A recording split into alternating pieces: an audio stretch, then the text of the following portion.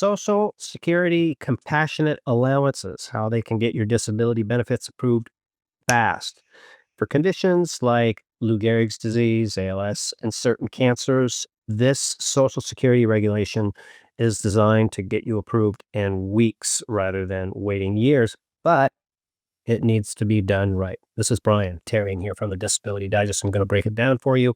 For the last 2 decades, we've been helping people get approved, stay approved. If you're new here, welcome. Encourage you to subscribe.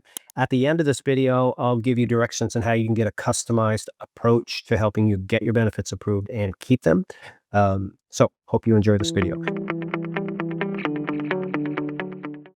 Here's the situation with these conditions like ALS. I'll use as an example. The first thing that is important is that your condition needs to be clearly diagnosed and noted in the medical records. So if your medical records just state ALS and not Lou Gehrig's disease, and Social Security is looking for one but not the other, it's not real clear. That has caused challenges in the past. So make sure you're reviewing your medical records and that your diagnosis is clear. And if it's a cancer, make sure the stage of it is appropriately documented, the treatment plan, all of that. So it's in line. So Social Security can see the information properly. That's the number one thing. Now, the next thing is many people have qualified for these in the past. I'm going to give you an example in a few moments, but they haven't been able to get the approval because certain things haven't been done right. So here's some of the challenges that we have seen.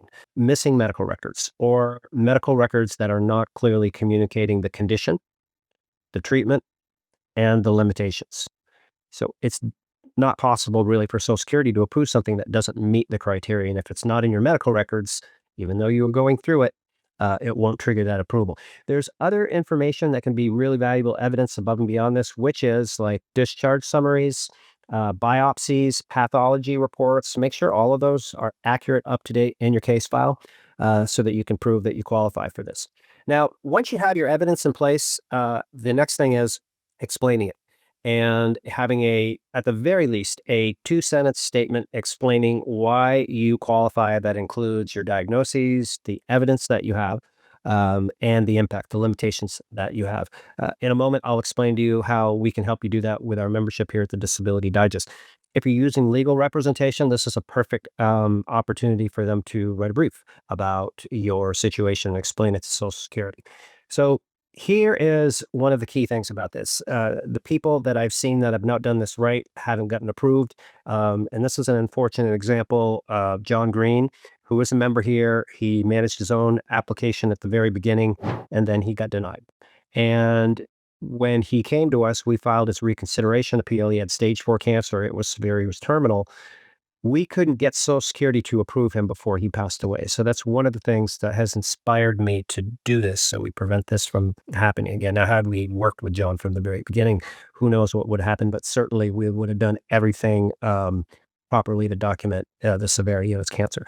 So just make sure this doesn't happen to you or somebody that you know that is definitely in need of benefits. One last thing before we wrap up here is when you have everything in, you have your evidence, everything's properly documented, you have the case brief or explanation as to why you qualify, it's all there.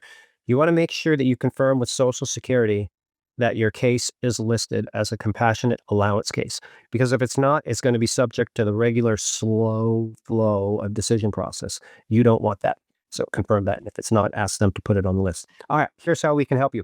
At the Disability Digest, we have a no-cost membership. It gets you access to live support, courses, support groups that can help you get approved, stay approved. That short sentence statement, 2-sentence statement that I mentioned, that's one of the things that's in the disability approval course. You can speak to your advocate. They can show you exactly where it is, that and like 66 other key things that you really need to do to maximize your chances of winning are in that course. Hope you find this helpful. As a reminder, there'll be a link in the description of this video to the Social Security Compassionate Allowance. Just look around the video. Join us in the comments if you've been through this and have been successful or have any experience with it. We'd love to hear from you. Make it a great day.